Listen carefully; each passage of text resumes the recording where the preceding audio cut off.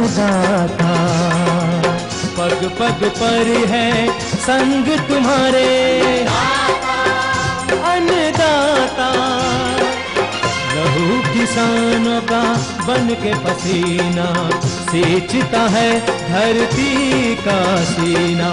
मेहनत का तेरी हक दिलवाने, नई तकनीक नई खोज बताने। पशुधन को गुणवान बनाना, पौध सुरक्षा को सिखलाना, खेती के सब गुर समझाने, भारत का सरताज बनाने। आठों पहर है संग तुम्हारे अन्नदाता, अन्नदाता। नमस्कार, मैं हूं नीलू। आप सभी दर्शकों का अन्नदाता कार्यक्रम में स्वागत करती हूं। हर रोज की तरह कार्यक्रम में लेकर आई हूं खेतीबाड़ी से जुड़ी हुई बहुत सी लाभकारी जानकारियां। तो चलिए सबसे पहले देखते हैं क्या है विशेष आज के कार्यक्रम में। अधिक उपज हेतु मृदा हेल्थ कार्ड के अनुसार किस तरह करें उर्वरकों का प्रयोग।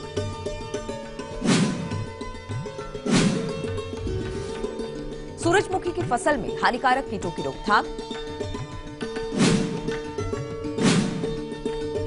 मौसम पूर्वानुमान रिपोर्ट के आधार पर प्रदेश के किसानों को सलाह।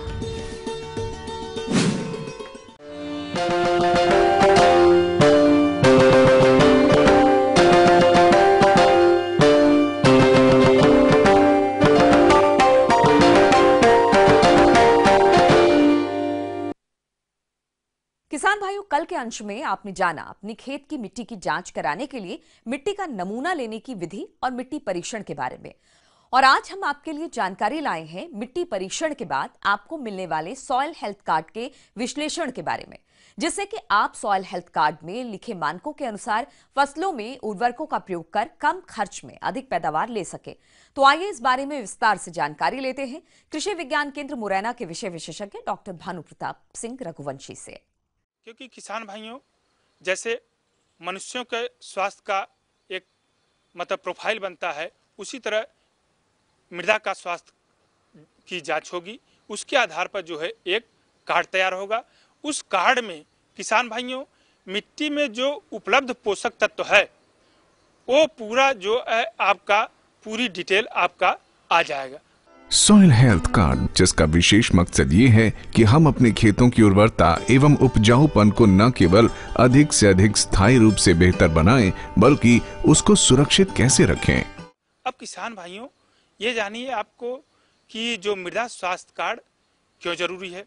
क्योंकि किसान भाइयों हम लोग क्या करते हैं, असंतुलित मात्रा में जो है बिना मिट्टी परीक्षण कराए उर्वरक का प्रयोग कर रहे हैं, वो भी रासायनिक उर्वरक का। कार्बनिक पदार्थ जो है या गोबर की खाद और देसी खाद जो है एक तरीके से हम लोग भूल गए हैं। इसमें क्या है, जो आपके खेतों में उपलब्ध पोषक तत्व है वो मृदा स्वास्थ्य कार्ड में जो 12 पोषक तत्व की आपकी एंट्री है उसमें हो जाती है। उसमें किसान भाइयों जैसे क्या है, आपका पीएच है, ईसी है, ऑर्गेनिक कार्बन है, नाइट्रोजन है, फास्फोरस है, पोटास है, सल्फर है। इसके अलावा मुख्य इसका सूक्ष्म पोषक तत्व किसान भाइयों आपका zinc, iron, copper, manganese, boron, ये 12 पोषक तत्व आपके मृदा स्वास्थ्य कार्ड में अंकित हो जाएंगे। और उसके आधार पर जो उपलब्ध पोषक तत्व होंगे उसके आधार पर आपको उर्वरकों का प्रयोग करना होगा किसान भाइयों। और उसमें आपका एक स्तर भी होगा अंकित कि आप के अगर इससे कम है तो आपका कमी है आपके खेतों में, अगर मध्यम है तो आपके सही है, अगर उससे अधिक है तो तीनों आपका अंकित होगा। सॉइल हेल्थ कार्ड प्रति 2.5 हेक्टेयर वर्षा आधारित खेत और 10 हेक्टेयर सिंचित खेत पर उसकी सिंचाई व्यवस्था को ध्यान में रखते हुए अलग अलग तरह से तैयार किया जाएगा। प्रत्येक ऐसी भूमि से 12 से 20 सेंटीमीटर भूमि को वी आकार में काटकर उसे प्रयोगशाला में भेजा जाएगा, जहां इस बात की जांच की जाएगी कि गुणवत्ता के आधार पर यह भूमि कैसी है और उसे किस प्रकार के इलाज और देखभाल की आवश्यकता होगी। 12 पोषक तत्व अंकित हो गए। उसमें कार्बनिक पदार्थ की बात कर रहा हूँ। कार्बनिक पदार्थ में जैसे क्या होता है, अगर 0.50% से कम है आपका कार्बनिक पदार्थ तो आपका कम में आएगा। अगर 0.50 से 0.75 है तो मध्यम में आएगा और 0.75 से अधिक है तो आपका अधिक है। तो कार्बनिक पदार्थ में जैसे आपका है पचा हुआ गोबर की खाद, जैसे आपका ताजा गोबर नहीं डालना चाहिए किसान भाइयों, कम से कम 20-25 दिन को पचा हुआ गोबर खाद डालना चाहिए। दूसरी बात नाइट्रोजन की बात है। नाइट्रोजन में जैसे 250 किलोग्राम प्रति हेक्टेयर से कम है तो आपका कम है, 250 से 500 है तो मध्यम है, 500 किलोग्राम प्रति हेक्टेयर से अधिक है तो आपका अधिक है। नाइट्रोजन के लिए यूरिया का प्रयोग करते हैं, इसमें नीम कोटेड यूरिया आ रही है तो उसको आप किसान भाइयों प्रयोग कर सकते हैं। तीसरी किसान भाइयों क्या है, फास्फोरस 20 किलोग्राम प्रति हेक्टेयर से कम है तो कम आएगा, 20 से आपका 40 है तो मध्यम में, 40 से ऊपर आपका जो है अधिक है। फास्फोरस के लिए डीएपी प्रयोग करते हैं, सिंगल सुपर फास्फेट प्रयोग कर सकते हैं किसान भाइयों। पोटास का किसान भाइयों 125 किलोग्राम प्रति हेक्टेयर से कम है तो कम स्तर है, 125 किलोग्राम से आपका 300 है तो मध्यम है, 300 से ऊपर आपका है तो उच्च है। तो पोटास के लिए पोटेशियम सल्फेट का प्रयोग कर सकते हैं किसान भाइयों। इस तरह से नाइट्रोजन, फास्फोरस, पोटास का स्तर किसान भाइयों ये है। एक सल्फर है, सल्फर अगर 10 किलोग्राम प्रति हेक्टेयर से कम है तो कम है, 10 किलोग्राम से 20 किलोग्राम है तो मध्यम है और 20 किलोग्राम प्रति हेक्टेयर से अधिक है तो अधिक है। और सल्फर के लिए किसान भाइयों आप जो है रेखड़ा का भी प्रयोग कर सकते हैं, जिप्सम का भी प्रयोग कर सकते हैं। इसके अलावा जो किसान भाइयों आपका है सूक्ष्म पोषक तत्व जैसे जिंक की बात करते हैं, जिंक का रेंज है आपका अगर 0.6 ppm से कम है तो कम है, 0.6 ppm से 1.2 है तो आपका मध्यम है, 1.2 से अधिक है तो आपका अधिक है। तो इसके लिए क्या करते हैं, 25 किलोग्राम जिंक सल्फेट प्रति हेक्टेयर आप प्रयोग कर सकते हैं। तो आयरन का किसान भाइयों 4.5 किलो ppm से कम है तो कम है, 4.5 से आपका अधिक है तो आपका पर्याप्त है। इस तरह आपका किसान भाइयों कॉपर है, मैग्नीज है, बोरान है। तो आपका जो है मृदा स्वास्थ्य कार्ड में ये सब जितने भी न्यूट्रिएंट हैं आपके अंकित हो जाएंगे। हर क्षेत्र की मिट्टी और उसके गुण और आवश्यकताएं अलग अलग होती हैं। उनकी आवश्यकताओं के हिसाब से पोषक तत्वों की पूर्ति करेंगे तो खेतों से अच्छी उपज ले पाएंगे, और यदि इन पोषक तत्वों की पूर्ति प्राकृतिक स्रोतों से करेंगे तो स्थायी रूप से खेती करके अधिक से अधिक उपज हम ले पाएंगे। तो किसान भाइयों इसमें एक चीज और आप ध्यान देना, जैसे आप क्या कर सकते हैं, एक चार्ट बना होता है जिले के लिए, उसमें उस अंचल के लिए आपके लिए रिकमेंडेशन होती है कि लो, मीडियम, हाई। अगर आपका से लो आता है नाइट्रोजन, फास्फोरस, पोटास, सल्फर, तो आप क्या कर सकते हैं, उसमें 25% जो है उर्वरक जो है आप बढ़ा सकते हैं। अगर आपका मध्यम में है, जो आपके जिले की स्तर का संस्तुत है उर्वरक का वही सेम रहेगा। अगर आपके उच्च है आपके जो उपलब्ध पोषक तत्व मृदा स्वास्थ्य कार्ड में, तो उसको आप 25% घटा के आप जो है उर्वरक का अपने आप वहाँ प्रयोग करवा सकते हैं। वहाँ पे इसके आधार पर आप उर्वरक का प्रयोग कर सकते हैं। ये थी कुछ उपयोगी जानकारियां। अब लेते हैं एक छोटा सा ब्रेक, जल्द लौटेंगे और कार्यक्रम में आगे है महत्वपूर्ण जानकारियां। बने रहिए हमारे साथ।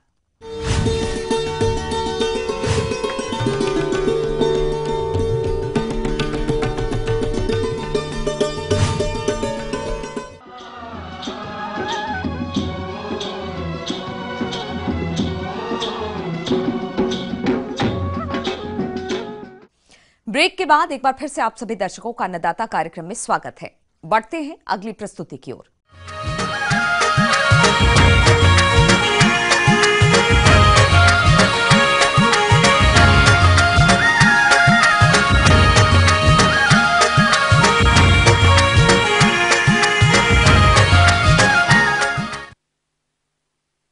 जायद मौसम में लगाई गई सूरजमुखी की फसल अभी कहीं बढ़वार तो कहीं फूल बनने की अवस्था में है। इस समय फसल में कुछ हानिकारक कीटों का प्रकोप देखा जा रहा है, जो कि पौधों की पत्तियों एवं फूलों को खाकर काफी हानि पहुंचाते हैं, और इसलिए समय रहते इन कीटों की रोकथाम करना बेहद जरूरी होता है। तो इसके लिए आप कौन कौन से उपायों को अपनाएं, इस बारे में जानकारी दे रहे हैं एक कीट वैज्ञानिक डॉक्टर IN शर्मा। किसान भाइयों, यह एक ज्वलंत समस्या है सनफ्लावर के खेती के लिए, और ख़ास करके गर्मा की खेती जब होती है। किसान भाइयों, जैसा कि अभी मौसम में चल रहे बदलाव के कारण आपकी सूरजमुखी की फसल में कुछ कीटों का प्रकोप हो रहा होगा, जैसे कि भुआ पिल्लू का। इस कीट की किसानों को सही पहचान नहीं होने के कारण इसकी रोकथाम समय से नहीं कर पाते, जिससे उनकी फसल को काफी नुकसान होता है। तो क्या है इस कीट के लक्षण एवं इसकी पहचान, आइए जानते हैं। कीड़ा जो है उसके लिए अनुकूल वातावरण मिलता है, हाई टेम्परेचर, हाई ह्यूमिडिटी, और उसमें इसका बढ़वार बहुत ही होता है, इसका आक्रमण भी बहुत होता है। असल में इसके जो पतंगा कीट है, प्रौढ़ कीट है, सूरजमुखी के पत्तियों पर अंदर साइड में अंडा देता है, और असंख्य संख्या में, हजारों हजार की संख्या में वो अंडा देता है, और एक जगह गुच्छे के रूप में अंडा देता है।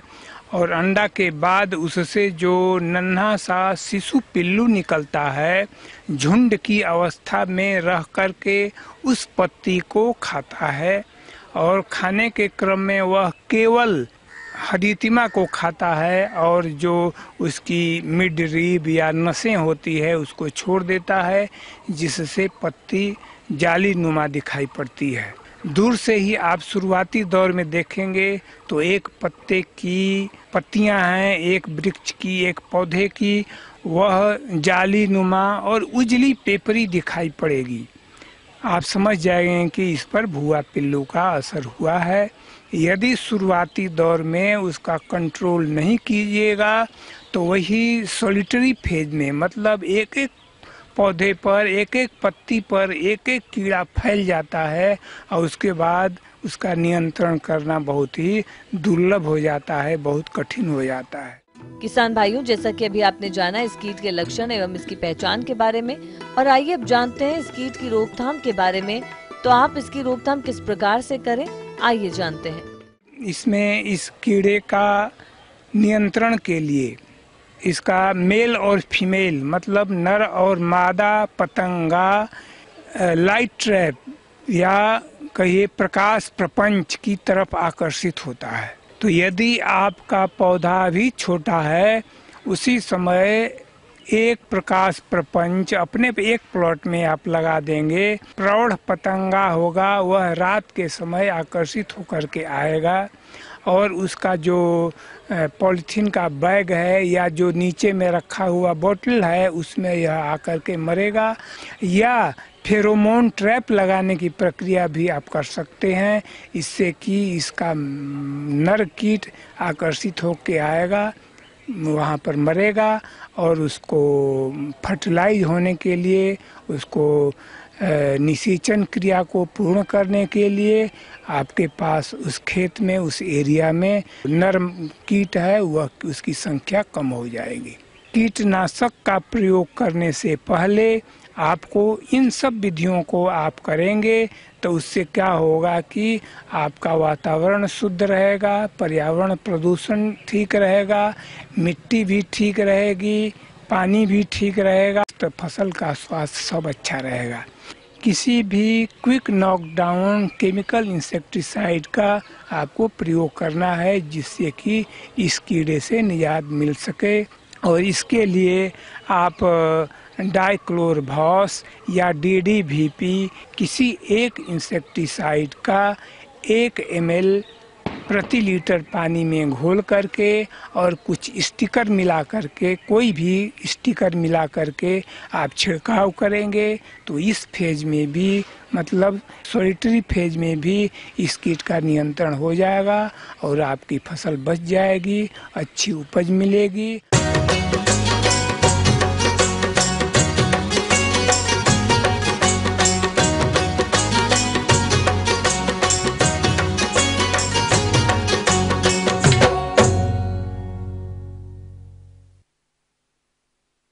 प्रदेश के बहुत से किसान भाई जायद के मौसम में करेले की खेती करके अच्छा खासा लाभ कमाते हैं और इसी लाभ को देखते हुए जिन किसानों ने करेला की फसल लगाई है उनकी फसल में इस समय हानिकारक कीटों का प्रकोप देखा जा रहा है।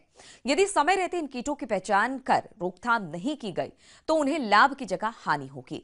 इसलिए करेले की फसल में नुकसान करने वाले कीटों की रोकथाम के लिए कौन कौन से उपायों को अपनाएं, इस बारे में जानकारी दे रहे हैं एक विषय विशेषज्ञ डॉक्टर प्रमोद कुमार। करेला लगाए हैं उसमें कीट व्याधि की समस्या सबसे प्रमुख समस्या है और इससे अमूमन काफी हानि होती है। करेला में हानि पहुंचाने वाले सबसे प्रमुख जो कारक हैं वो कीट है। किसान भाइयों, करेले की फसल में लाल भ्रंग कीट का प्रकोप अधिक हो रहा होगा। इसके अलावा करेले की फसल में फल छेदक कीट का भी प्रकोप होता है और किसानों को इन कीटों की पहचान नहीं होने के कारण इनकी समय से रोकथाम नहीं हो पाती और इनकी फसल को काफी नुकसान पहुंचता है। तो क्या है इनकी पहचान के लक्षण एवं रोकथाम के उपाय, आइए जानते हैं।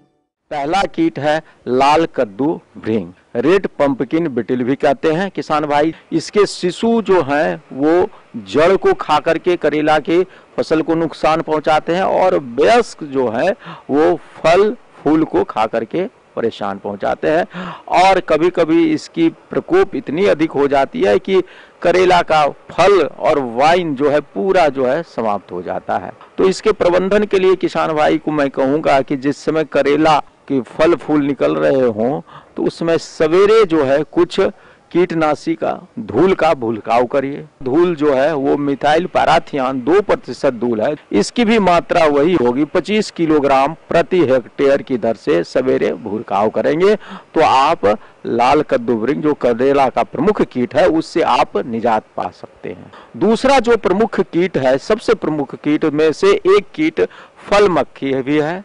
इस कीट के भी प्रकोप से कभी कभी हमारे किसानों को काफी क्षति होती है। फल मक्खी की मादा फल में छेद करके वो पोजिटर से छेद करके उस फल में अंडे देती है और वह अंडा भीतर में जो है कुछ दिनों के बाद फटता है और उससे पिल्लू निकलते हैं। पिल्लू जो है करेला के भीतरी भागों को खा जाते हैं और जिसके कारण करेला का बाजार मूल्य घट जाता है। तो फल मक्खी के नियंत्रण के लिए किसान भाई फ्रूट फ्लाई का ट्रैप मिलता है। 1 हेक्टेयर में 10 से 15 फ्रूट फ्लाई का ट्रैप खरीद करके आप जगह जगह पर पट्टी में लगा करके तो वो आप जो है मेल कीट होंगे उसकी तरफ आकर्षित होंगे और वो फंस जाएंगे, जिसके कारण मेल कीट की संख्या जो है वो कम हो जाएगी तो पुनः फीमेल कीट जो अंडे देंगे इसकी संख्या कम हो जाएगी। इस तरह से आप इसका नियंत्रण कर सकते हैं। करेला का सड़ा हुआ जो इफेक्टेड फूड फल हो उसको आप तोड़ करके हटा दें। किसान भाइयों, करेले की फसल में कीटों के अलावा रोगों का भी प्रकोप अधिक रहता है। इन रोगों के कारण करेले की फसल को काफी क्षति होती है और फसल में अभी कौन कौन से रोगों का प्रकोप हो रहा होगा तथा इसकी रोकथाम किस प्रकार से करें, आइए जानते हैं। तो करेला में मुख्य रूप से 2 प्रमुख रोग हैं। इसका पहला जो रोग है उसको हम लोग पाउडरी मिल्ड्यू कहते हैं, उसको हिंदी में चूर्णिल आसिता कहते हैं कि पाउडरी मिल्ड्यू में करेले की पत्तियों पर उजले पाउडर के जैसा पदार्थ जमा हो जाता है। इसके कारण पत्तियां सूख जाती हैं और पौधे भी मर जाते हैं। इसके प्रबंधन के लिए किसान भाई सल्फर बाजार में उपलब्ध है। 3 ग्राम सल्फर प्रति लीटर पानी में घोल बना करके छिड़काव करेंगे। अगर सल्फर न मिले तो ट्राइडीमॉर्फ एक दवा है, उसका 0.5 मिलीलीटर 1 लीटर पानी में मिला करके छिड़काव कर देंगे तो पुनः पाउडरी मिल्ड्यू की समस्या समाप्त हो जाएगी। करेला का दूसरा प्रमुख रोग है जिसको हम लोग डाउनी मिल्ड्यू कहते हैं, तुलसीदार रोग भी कहते हैं। जैसा कि नाम से ही आप जानते हैं, डाउनी मिल्ड्यू मतलब पत्ती के निचले भागों पर सफेद रंग का फफूंद दिखाई देता है और पत्ती के ऊपरी भाग पर पीला हो जाता है। इस रोग के प्रकोप से पूरी पत्तियां समाप्त हो जाती है और पौधे भी समाप्त हो जाते हैं। यह भी करेला का एक प्रमुख रोग है। इसके नियंत्रण के लिए किसान भाई आप फसल चक्र अपनाएं, ग्रीष्मकालीन गहरी जुताई भी करें तथा आप खेत को हमेशा खरपतवार से मुक्त रखें, साफ सुथरा रखें। जहां तक इसके रासायनिक नियंत्रण का फफूंदनाशी दवा मैंकोजेब है। मैंकोजेब 75 WP का 1.5 से 2 ग्राम 1 लीटर पानी में आप घोल बना करके छिड़काव करेंगे तो आपके डाउनी मिल्ड्यू से समस्या समाप्त हो जाएगी। इस तरह किसान बंधु आप करेला का 2 जो प्रमुख रोग है आप नियंत्रण कर सकते हैं और कुल मिलाकर के 2 रोग और 2 प्रमुख कीट को अगर आपने नियंत्रण कर लिया तो करेला का आप भरपूर पैदावार ले सकते हैं। आगे और भी कुछ रोचक जानकारियां, पर यहां पर रुकेंगे एक और ब्रेक के लिए। जल्द हाजिर होते हैं।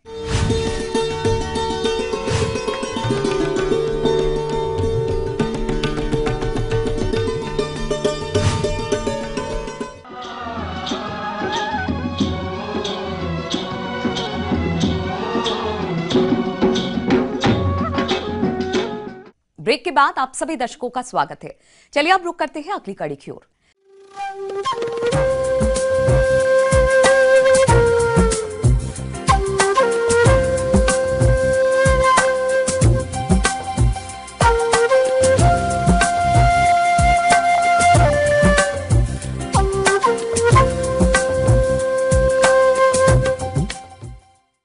मौसम के अनुसार प्रबंधनों पर ही टिकी है आपकी खेती बाड़ी, इसलिए मौसम पूर्वानुमान और उस पर आधारित साप्ताहिक कृषि सलाह इस प्रकार है।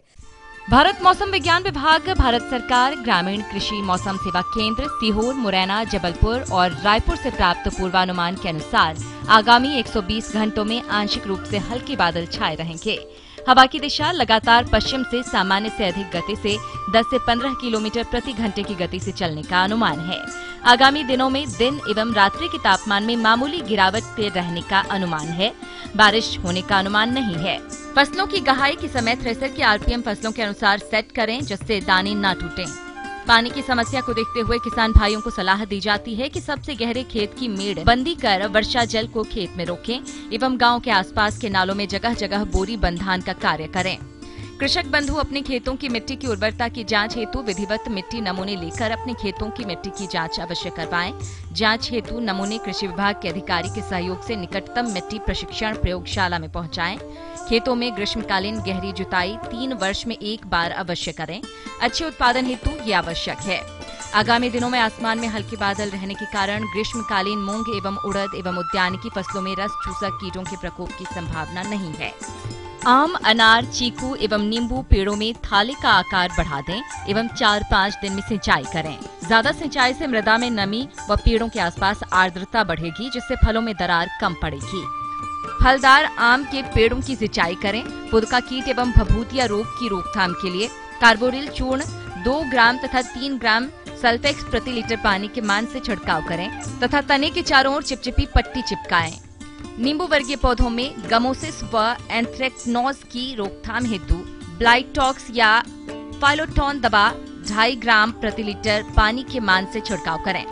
पपीता फल के बीज रोपण का ये सही समय है। इसे पाली बेग में लगाएं ताकि मानसून आते ही मुख्य खेत में लग सके। रबी ग्लेडियोलस के बल्ब की खुदाई करें व अगले वर्ष बीज उपयोग हेतु कोल्ड स्टोरेज में संग्रहित करें।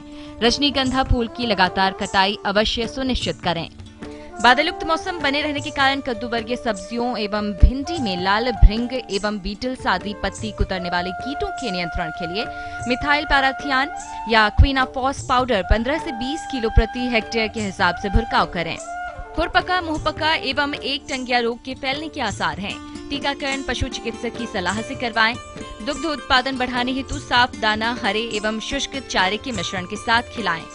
इनके आहार में पर्याप्त मात्रा में प्रोटीन, कार्बोहाइड्रेट, वसा, विटामिन, खनिज, लवण एवं एंटीबायोटिक्स का समावेश करें। मौसम में अचानक आए बदलाव अथवा बादलयुक्त मौसम बने रहने के कारण बाह्य परजीवियों के प्रकोप के आसार हैं। बचाव के लिए मैलाथियान 2 से 4 मिलीलीटर प्रति लीटर पानी में घोल बनाकर कपड़े में भिगोकर पशुओं के शरीर के प्रभावित अंगों पर लगाएं। उस समय पशुओं के मुंह में जाली का प्रयोग करें जिससे पशु दवा को चाट न सकें। बढ़ती हुई गर्मी को देखते हुए किसान भाइयों को सलाह दी जाती है कि पशुओं को छायादार स्थानों में बांधें। गर्म हवाएं चलने के कारण दोपहर में पशुओं को बाहर न आने दें।